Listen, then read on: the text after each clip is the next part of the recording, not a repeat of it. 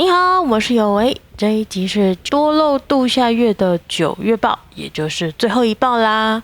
残忍的夏天终于要结束了。那么这集要来盘点这一年来我的度夏心得，算是一个闲聊，就开始啦。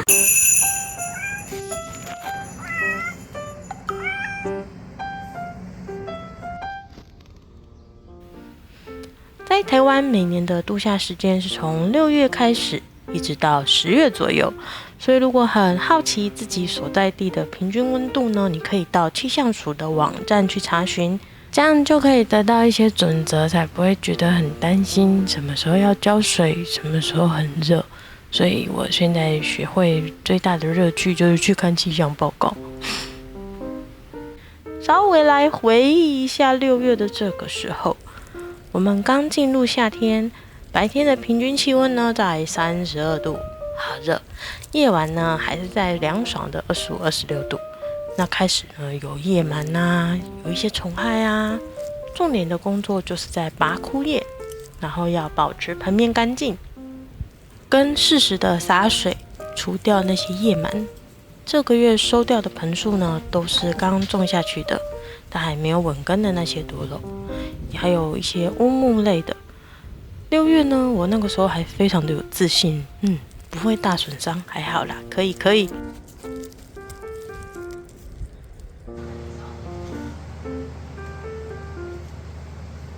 接着我们就来到了7月，是史上最热的夏天。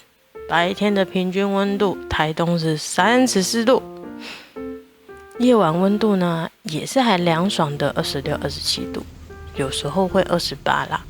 那跟其他的地方，就是台湾其他的地方比起来，其实台东是相对比较好度夏的温度。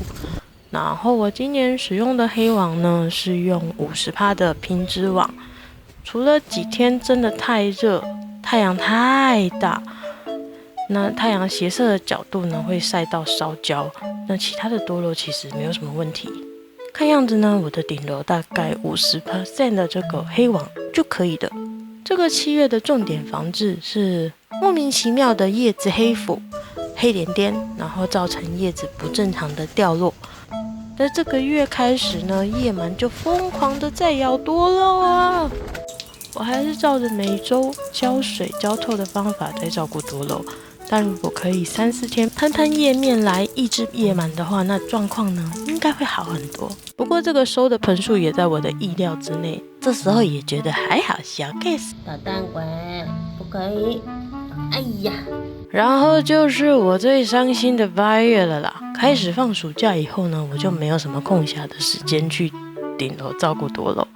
一方面是因为真的很热啊，整个顶楼烧腾腾，白天平均温度34度、35度，有时候40，这个还只是太阳公公的温度，不包含太阳公公晒在这个水泥上面，水泥整个压起来的温度。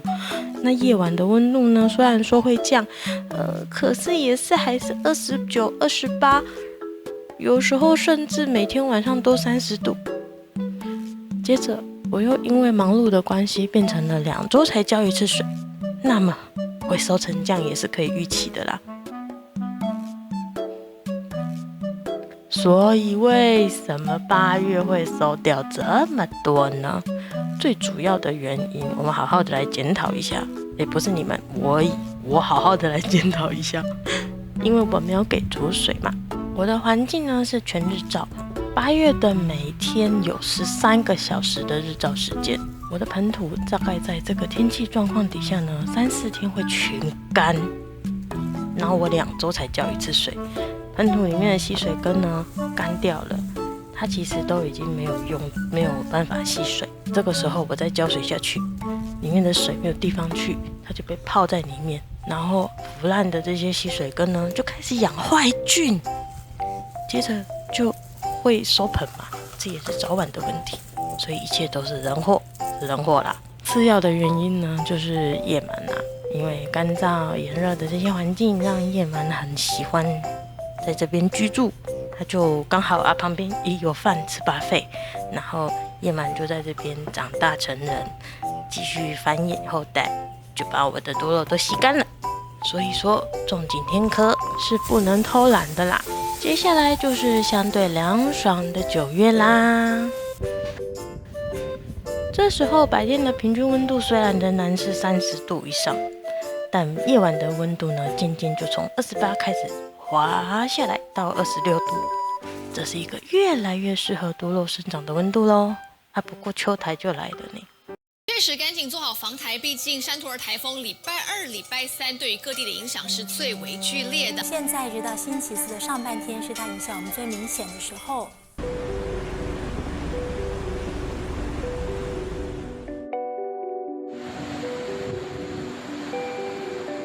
山图尔台风呢，这次因为它很讨厌，有说一开始的预报说会沿着东海岸往上走，所以起风的第一天呢，我就把所有的网子雨幕全部都拆掉。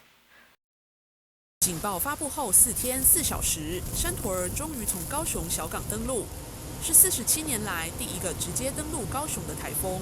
台东这个时候就变成了背风面，背风面云就全部都积在这一边，下了整整5天的好大雨，土石不断倾泻，水势灰色瀑布倾泻而下，土黄色泥水相当湍急，不断高速往下冲刷。台东太麻里乡北里村约有50人受困。现在这边暂时无法抢通，因为旁边那个地方好可怕。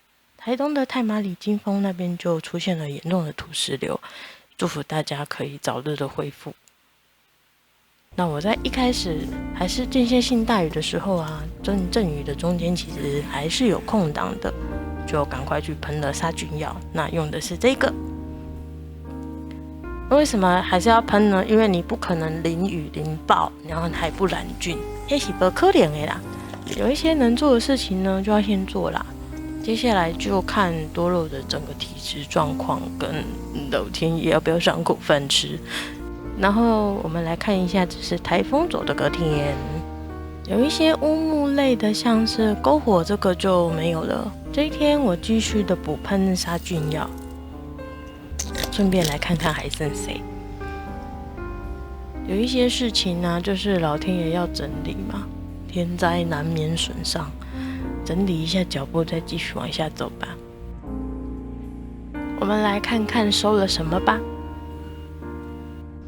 这一片梦露田非常的优秀，只有几棵之前种了一介壳虫，它还没有治疗好。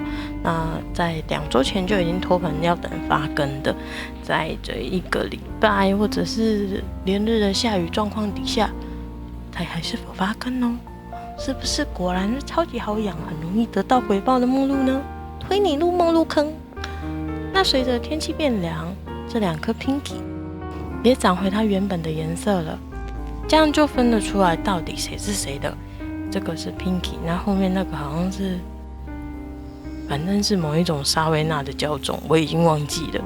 然后它跟后面这一颗现在显色了以后，完全不一样的样子。原本呢，我认为这种薄叶的品种是很容易染菌的，没想到它们都顽强的度过，很好很好。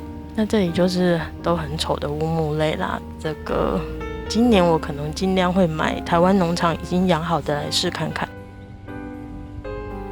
有没有人很喜欢马迪巴的啊？我养这么久，真的觉得马迪巴也好好养哦，阳光够，然后它的温度够，整个就会变橘红色的，超级好看。然后这边是已经种了1个月的阿肉，一来就经过了台风的摧残，你还好都在啊，根系已经抓住土了，就等冬天看看它会美成什么样子吧。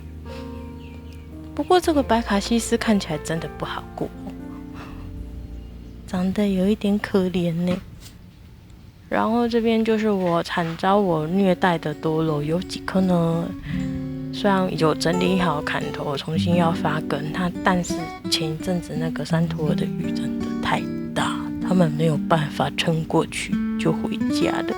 然后这颗菜刀砍头的白凤就僵住了，它只有长疤痕组织，根系一点反应都没有。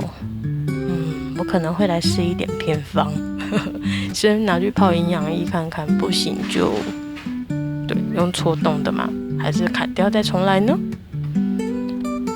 那么这就是整个度夏的总结啦。我的结论其实就是，如果你种景天科的多了，就不要懒惰，水要给够，下营养液，下菌剂。然后因为我住在台东啦，这是我的经验，我们的午后雷阵雨好像没有想象中的那么多，搞不好其实不遮雨也没有什么问题。然后我要推广梦露，梦露真的好好养哦，推荐给你。我今年会弄一整座的梦露。如果有度夏的好招，也欢迎你在底下留言分享给我知道，也顺便让大家知道哦。我是尤薇，谢谢你们的收看，拜拜。